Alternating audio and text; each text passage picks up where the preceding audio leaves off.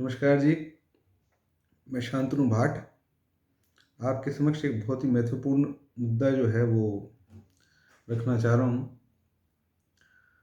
वो मुद्दा ये है कि उत्तर प्रदेश के अंदर जो आगामी विधानसभा चुनाव होने जा रहे हैं, उसमें विपक्ष की जीत कैसे सुनिश्चित हो।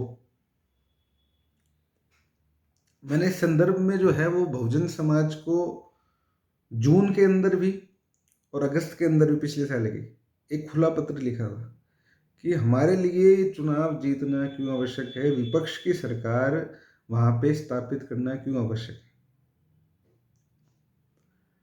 तो इसी संदर्भ के अंदर आज का मेरा वीडियो भी है और मैं ये अपील करना चाहता हूं कि अगर विपक्ष की सत्ता जो है वो उत्तर प्रदेश में 10 मार्च को आप देखना चाहते हैं सभी लोग, तो एक मुश्त वोट समाजवादी पार्टी और उसके गठबंधन दलों को दे। बंगाल के अंदर दो खेमे में वोट बटे थे, भाजपा और तृणमूल कांग्रेस, जिसमें तृणमूल कांग्रेस की बहुमत आई और बहुत भारी बहुमत से सरकार तृणमूल कांग्रेस की बनी। जो गलती बिहार के अंदर की थी वो बंगाल के अंदर दोहराई नहीं गई, इसलिए उत्तर प्रदेश के अंदर भी वो गलती दोहरानी नहीं चाहिए। हमारे लिए 10 तारीख को विपक्ष की सरकार बनाना उत्तर प्रदेश में बहुत महत्वपूर्ण है। योगी आदित्यनाथ जी की सरकार को उत्तर प्रदेश से हटाना भी है और केंद्र को एक संदेश भी देना है कि इस प्रकार से जिस हिसाब से आप कार्यप्रणाली देश के अंदर कर रहे हो, इतना नुकसान आपने देश के अंदर कर दिया है, इसकी भरपाई जो है वो कई सालों तक नहीं हो सकती। वैसा रवैया जो है वो आपका गलत है।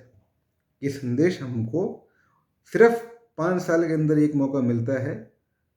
अब ये मौका चला गया तो वापस आएगा 5 साल बाद में।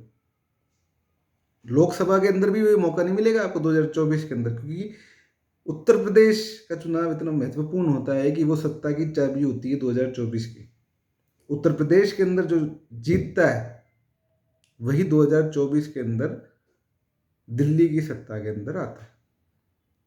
और ये उत्तर प्रदेश के साथ ही जो है वो कहा जाता है, उत्तर प्रदेश के संदर्भ में कहा जा सकता है, क्योंकि उसमें 80 लोकसभा की सीटें, दूसरी जगहों पे ये नहीं कहा जा सकता। आप राजस्थान की बात करें तो 2018 के अंदर जो है वो यहाँ पे कांग्रेस की सत्ता आई थी 2018 के अंदर, लेकिन 2019 के अंदर 25 की 25 लोकसभा सीटें कांग्रेस की पार्टी हारी यहाँ से, और 2014 के अंदर भी कांग्रेस की पार्टी 25 की 25 लोकसभा सीटें यहाँ से हारी थी। तो राजस्थान के अंदर जो विधानसभा के लिए जो वोटर है वो अलग से वोट दे रहा है और लोकसभा के लिए अलग से वोट दे रहा है, बात ये है। लेकिन उत्तर प्रदेश के अंदर क्या होता है कि जब विधानसभा का चुनाव होके एक सत्ता में जो है सरकार, एक सत्ता के अंदर पार्टी आती है, वो राज्य सरकार बनाती है, उससे क्या होता है कि भारी संख्या बल के अंदर कार्यकर्ता और आम जनमानस जुड़ते हैं, जिससे 2024 के अंदर विपक्ष को बहुत ज़्यादा फायदा होगा। अगर 2022 के अंदर विपक्ष की सरकार बनी, विपक्ष की पार्टियां जो है सत्ता के अंदर स्थापित हुई, तो 2 साल के अंदर काफ़ी सारे कार्यकर्ता और काफ़ी सारी आम जनमानस और एक लहर सी बन जाएगी। जैसे बंगाल के अंदर हुआ, बंगाल के अंदर पहले बीजेपी क्या कह रही थी, 3/4 बहुमत से हम जीतेंगे। ममता दीदी को खूब परेशान किया उन्होंने, ठीक है, केंद्र की एजेंसियों के माध्यम से खूब परेशान किया। फिर बाद में क्या हुआ, जब सत्ता में आई ममता दीदी, उसके बाद अभी भी चुनाव वहाँ पे हुआ था, विधानसभा का उपचुनाव हुआ था, उपचुनाव 2 सीटों के ऊपर हुआ था, दोनों में जमानत जब्त बीजेपी की हो गई थी। तो कहने का मतलब ये है कि हमको विपक्ष की सरकार उत्तर प्रदेश में बनानी इसलिए आवश्यक है। आज योगी आदित्यनाथ जी की आप कार्यप्रणाली आप देखें तो किसी अंग्रेजी हुकूमत की कार्यप्रणाली से कुछ अलग तो है नहीं, ठीक है। अंग्रेजी हुकूमत क्या करती थी, भारतीय लोगों को प्रताड़ित ही करती थी। वही चीज़ जो है वो योगी आदित्यनाथ जी कर रहे हैं, 5 सालों से लगातार कर रहे हैं। छोटी छोटी बातों पे जो है ना वो मुकदमा जड़ना जो है इनकी आम आदत रह गई है, और आज तक ऐसा नहीं हुआ किसी भी राज्य के अंदर कि ऐसा कोई मुखिया आया हो कि इसने हर चीज़ के ऊपर मुकदमा लगाने की जो है प्रणाली चालू कर दी। अब जैसे आप बात करिए कोरोना की, ठीक है, कोरोना काल के अंदर जो है सरकारी आंकड़ों के अनुसार 5 लाख मृत्यु हुई है।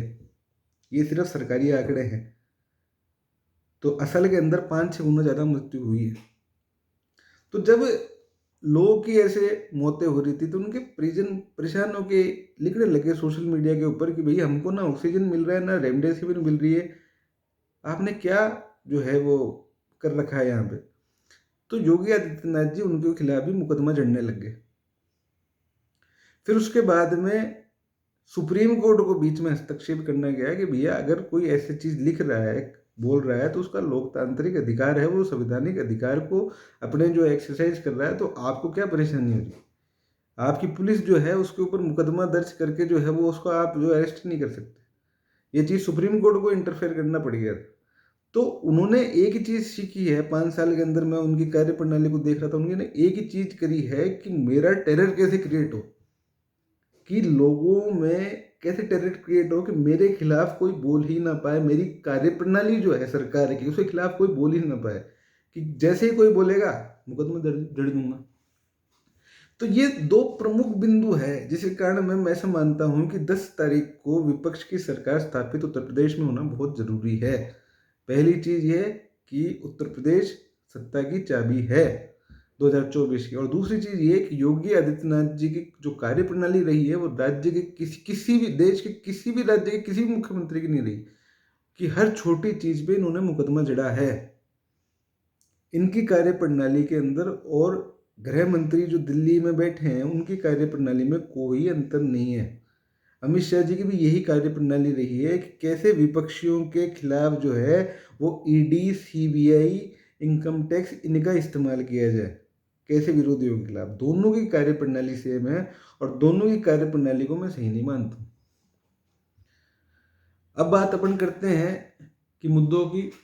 मुद्दे मैंने दोनों पत्रों के अंदर बहुत स्पष्ट कर दिए थे कि जब से केंद्र की सरकार बनी है एक धार्मिक ध्रुवीकरण करने की जो है इन्होंने शुरू से कोशिश करी।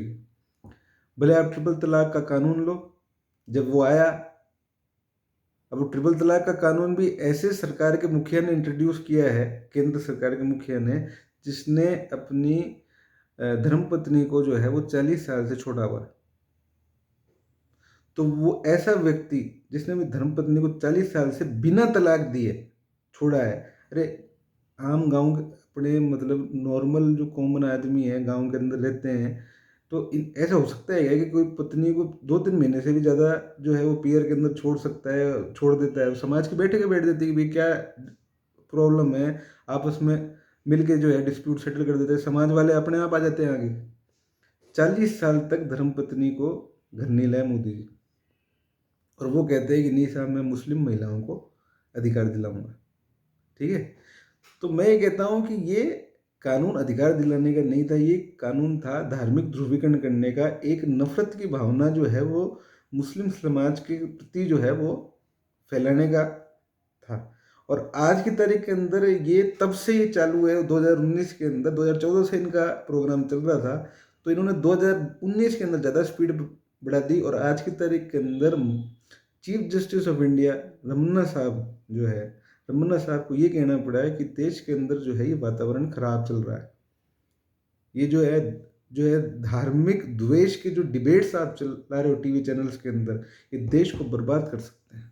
ये सुप्रीम कोर्ट के चीफ जस्टिस ऑफ इंडिया साहब का बर्थडे, रमन्ना साहब का, जिनके आने से जुडिशरी के अंदर एक जान आई है। पहले जुडिशरी के प्रति विश्वास खो दिया था आम जनमानस ने, लेकिन जैसे ही वो आए रमन्ना साहब, आज की तारीख के अंदर ये जो है वो स्थिति है कि भले लखीमपुर खीरी का मामला आप देखें, ठीक है, उसके अंदर भी हम उन्होंने रिटायर्ड हाई कोर्ट जज को मॉनिटर करने के लिए जो है वो एसआईटी इन्वेस्टिगेशन लगाया। उसके बाद में जो है चार्जशीट पेश हुई है उस मामले में। भले आप हाथरस का मामला देख लीजिए उससे पहले का, उसके अंदर भी इलाहाबाद हाई कोर्ट ने मॉनिटर की, सीबीआई इन्वेस्टिगेशन चार्जशीट पेश किया कि उसके खिलाफ जो है वो इसने सीबीआई ने। उसके बाद में आप अगर बात करें पेगासस स्पाइंग की, उसके अंदर भी कमेटी अपॉइंट करी। आप कोविड कंपनसेशन मामले को करी कि भाई सुप्रीम कोर्ट ने कहा कि आप कोविड में कंपनसेशन दीजिए। तो ये बहुत सारे ऐसे मामले हैं। रमन्ना साहब ने जो है वो एक जो न्यायपालिका की आम जनमानस के अंदर एक छवि जो है वो खराब पहले हो रही थी, उसको एक वापस यू टर्न किया है और एक तरह से छवि को अच्छा करने के लिए बहुत अच्छे अच्छे कदम उठाए। तो मैं वास्तव में सैल्यूट करता हूँ हमारे चीफ जस्टिस ऑफ इंडिया साहब को। इन्होंने बहुत अच्छा काम अपने टेन्योर में किया और आगे भी अब इनका टेन्योर बाकी है, अच्छा काम करेंगे। तो अपन हम मुद्दे के ऊपर आते हैं कि ये जब ट्रिपल तलाक कानून आया था, मैंने याचिका लगाई हाई कोर्ट के अंदर। हाई कोर्ट में मेरे को कहा गया है थी कि भाई आप पीएल लेके तो आए लेकिन आप मुस्लिम नहीं है तो आप ये पीएल नहीं लगा सकते। तो मेरा ये जवाब था कि भैया लोकस स्टैंडाई का जो प्रिंसिपल रिलैक्स हुआ 1980 के अंदर भगवती साहब और कृष्ण अय्यर साहब की वजह से, तभी तो पीआईएल का कंसेप्ट चालू हुआ। तो पीआईएल तो कोई भी लगा सकता है बंदा, भले मुस्लिम हो नॉन मुस्लिम हो, कोई भी समाज से भी पीआईएल लगा सकता है देश के कानून के खिलाफ। लेकिन उस समय मोदी जी बिल्कुल पीक के ऊपर थे। तब क्या था, उनका एक प्रभाव इतना ज़्यादा था कि मेरी याचिका को सिर्फ 2 लाइन में इसलिए कह के खारिज किया गया कि नहीं साहब आप जो है उसका आपके पास कोई लोकस नहीं है, आप नहीं लगा सकते पीआईएल। जबकि मैं ये मानता हूँ कि अगर मैंने ड्राफ्ट किए, मैंने मेहनत से करी है और एक नहीं मैंने कई याचिकाएं मेहनत से मैंने ड्राफ्ट की थी। जैसे राजस्थान सरकार को बचाने की मैंने याचिका करी थी, गवर्नर साहब को हटाने की, वो भी मेरा ये कह गया भी नहीं साहब, गवर्नर साहब ने जब मेरी लिस्ट हुई वो याचिका तब तक गवर्नर साहब बुला चुके थे। जब मैंने फाइल करी थी और प्रेस में अपने मेरे स्टेटमेंट दिए, तब केंद्र सरकार को ऐसा लगा कि इसकी याचिका कारण दिक्कत आ जाएगी। उसके बाद में गवर्नर साहब काफ़ी टाइम से टाल रहे थे कि नहीं साहब असेंबली नहीं बुलाएंगे, और बीजेपी में अमित शाह जी ये कोशिश कर रहे थे कैसे और एमएलए में तोड़ दूं। राजस्थान की सरकार गिर सकती थी लेकिन अपनी पीएल की वजह से जो है वो गवर्नर साहब के ऊपर प्रेशर पड़ा केंद्र का कि आप बुलाओ वापस असेंबली, और उसके बाद में जो है वो सरकार जो है वो बच गई राजस्थान की। तो उसके अंदर भी अपन ने महत्वपूर्ण योगदान दिया था। तो ट्रिपल तलाक की याचिका ऐसे अपनी खारिज हुई। तो ये जितने भी और भी कई सारी याचिका है उसमें अंदर यही जो एक तो मैं जो पार्टी से कोई केस ले रहा हूँ उसके मैं पैसे लेता हूँ। तो दूसरे ही केस होते हैं जनहित याचिका होंगे जो मेरे जेब से पैसे लगाता हूँ। तो मैं ये मानता हूँ कि मेरी जो जनहित याचिका है जितनी भी है, ठीक है, उसमें मेरे जेब से पैसे लग रहे हैं, पार्टी से तो ले नहीं रहा, पार्टी से अलग मामलों में केस पैसे ले रहे हैं अपन। तो मैं कह रहा हूँ लाखों रुपए आप केंद्र सरकार अपने वकीलों को देती है, तो आप उनके टैलेंट के ऊपर क्यों शक कर रहे हो? ठीक है, मेरी ड्राफ्टिंग अपन ने करी हुई, आप जवाब तो दो एक बार, आमना सामना हो जाए। या तो मेरी ड्राफ्टिंग कमजोर है, ठीक है, या आपकी नीयत कमजोर है, ठीक है, तो आप केंद्र सरकार के वकील को आप खड़ा करो। लाखों रुपए आप दे रहे हो पर हियरिंग के, पर डे के दे रहे हो, तो आप खड़े करो, आप जवाब पेश करो, आप सामने आओ। आप क्यों एक एक 2-2 लाइन के अंदर जो है वो याचिका को जो है फालतू के अंदर ये प्रेशराइज करवा के जो है वो कोर्ट को डिसमिस करवा रहे हो? आपके अंदर ये चीज़ है कि हमने कानून सही बनाया है तो मेरे सामने तो करवा, आप आओ सामने, ड्राफ्टिंग लेके आओ अपनी, ठीक है, आमने सामने जो है हो जाए, ये चीज़ है। तो ये सब चीज़ें जो है ट्रिपल तलाक, उसके बाद जो कानून आया था नागरिकता संशोधन कानून आया था, नागरिकता संशोधन कानून आया, उसके ऊपर भी मैंने हेड टू टो उसको तोड़ने की कोशिश की। मेरे पेज के ऊपर मैंने डाला है कि भैया ये कानून क्यों अनकॉन्स्टिट्यूशनल है, क्यों नेशनल पॉपुलेशन रजिस्टर भी अनकॉन्स्टिट्यूशनल है जो पिछली सरकारों के टाइम में भी था, कि ये दोनों चीज़ें अनकॉन्स्टिट्यूशनल है। मैंने हेड टू टो उस चीज़ को तोड़ा कि भैया ये चीज़ नहीं हो सकता काम, ठीक है। उसके बाद जब प्रोटेस्ट हुए, तो प्रोटेस्ट होने के बाद में क्या हुआ कि उत्तर प्रदेश की सरकार ने काफ़ी सारे जो मुस्लिम प्रोटेस्टर थे उनके घर में कुर्की के नोटिस भेज दिए कि भैया आपने सरकारी संपत्ति और प्राइवेट संपत्तियों को नुकसान पहुंचाया, कुर्की के नोटिस भेज दिए। मैंने तब भी अपने पेज के ऊपर ये चीज़ लिखी कि हाई कोर्ट के क्लेम कमिश्नर को अपॉइंट करना जरूरी है। इस तरीके से आप कुर्की के नोटिस नहीं दे सकते, ये चीज़ गलत है, ये इलीगल है। आपने सुप्रीम कोर्ट में आपका जो वकील खड़ा होता है, और सुप्रीम कोर्ट ने ये केस डिसाइड किया है, माननीय उच्चतम न्यायालय ने ये कहा है कि ऐसे किसी भी मामले में संपत्ति को जब क्षति पहुंचती है सरकारी या फिर निजी संपत्ति को, तो आपको जो है वो क्लेम कमिश्नर अपॉइंट करना है हाई कोर्ट ने, और हाई कोर्ट में आप याचिका लगाओगे राज्य सरकार। तो उसकी अवहेलना करते हुए, उसका कंटेम्प्ट करते हुए सुप्रीम कोर्ट के डायरेक्शन का इन्होंने डायरेक्ट नोटिस भेजे कुर्की के। उसके खिलाफ अपन ने उसी दिन लिख दिया था जब कुर्की के नोटिस आने चालू हुए थे, और उसके बाद में कई कुर्की के नोटिस क्वश भी हुए और दरकिनार किया गया उनको। तो उसके बाद में क्या हुआ कि आप इनकी कार्यप्रणाली, आप उसके बाद में कृषि कानूनों को देखिए। आप कृषि कानून जब इंट्रोड्यूस हुए थे तब भी अपन ने उसके खिलाफ खूब लिखा है कि भैया ये एक तरह से ये है कि कृषि व्यापार को जो है वो अपने उद्योगपति मित्रों को सौंपने की किया थे। 1 साल तक जो पंजाब, हरियाणा, उत्तर प्रदेश, राजस्थान और कई जगहों से जो किसान आए, बहुत ज़्यादा स्ट्रगल किया उन्होंने। बारिश बारिश, ठंड, गर्मी, सब कुछ सहन करा उन्होंने। और तरह तरह के न्यूज़ चैनल्स के अंदर और अखबारों में स्टेटमेंट की, ये तो लोग खालिस्तानी है, ये लोग ऐसे हैं, ये देश को देशद्रोह कर रहे हैं, ये वो फलानी का सब कुछ सहन किया उन्होंने। उसके बाद में 1 साल के बाद मोदी जी को एकदम से चुनाव जब यूपी का आता है तो एकदम से एक चीज़ आती है दिमाग में उनके कि यार कानून गलत बनेंगे यार, विड्रॉ करो, माफ़ी मांग लेते हैं। अरे भाई 750 किसान शहीद हो गए, 750 परिवार खत्म हो गए, ठीक है। इसका दुख नहीं है एक प्रधानमंत्री को। आपने सिंपल से 1 साल के बाद में आप आके सिर्फ ये कह रहे हो कि यार हमारी गलती होगी, हम विड्रॉ करते हैं। पहले आपने शहीद को शहीद नहीं माना, उनके जो परिवारों ने ये चीज़ दुख तंज झेला मीडिया का, और कि यार ये चीज़ है, उसके बाद में आप शहीद मान रहे हो। आप कंपनसेशन थोड़ा बहुत अमाउंट के अंदर देकर जो है वो परिवार का दुख कैसे मिटाओगे आप? 750 जो परिवार बर्बाद हुए उनका दुख कैसे मिटा सकते हो? पूरी जिंदगी भर नहीं मिटा सकते आप। एक एक परिवार का एक सदस्य अगर किसी ने खोया है तो कैसे आप दुख जो है वो मिटा सकते हो? तो ये चीज़ें कृषि कानून है। फिर निजीकरण की भी ये नीति रही कृषि कानूनों के अंदर, जो कृषि व्यापार को सौंपने की इनके मित्रों को नीति रही, वही निजीकरण के अंदर भी नीति रही कि सरकारी संपत्तियों को बेचकर देश को आर्थिक गुलाम बनाने की जो है वो एक नीयत थी प्रधानमंत्री जी की। उसके खिलाफ मैंने लेटर लिखा है प्रधानमंत्री जी को कि भैया आप सरकारी संपत्तियों को बेचकर ये देश को आर्थिक गुलाम बनाना चाहते हो, हैं? आप देश के साथ क्या कर रहे हो? कौन दे रहा है आपको ये एडवाइस? आपकी क्या कमजोर कड़ियां उन्होंने पकड़ रखी है आपके उद्योगपति मित्रों ने? मेरे को बताओ सही। तो ये सब चीज़ें हमने विरोध किया। उसके बाद में मिसलेनियस आप बात करें कि आप बीजेपी कहती है कि राम मंदिर हमने बनाया। भाई राम मंदिर सुप्रीम कोर्ट का जजमेंट है। सुप्रीम कोर्ट की पालना करना, आदेश की पालना करना जो है वो हर एक नागरिक का दायित्व है। राम मंदिर उससे बना, लेकिन राम जन्मभूमि ट्रस्ट ने क्या किया है? राम जन्मभूमि ट्रस्ट ने सभी कोने के अंदर, देश के सभी कोनों से पैसे लिए। ट्रस्ट के पास पैसा आया, इन्होंने क्या किया कि जब से ये अयोध्या का जजमेंट आया, आसपास की भूमि जो है वो ये जो मंदिर के आसपास की भूमि है वो सारी सारी महंगी होगी। तो इन्होंने क्या, भूमाफिया जो है, और बीजेपी के नेता वहां पे एक्टिव हो गए अयोध्या के अंदर।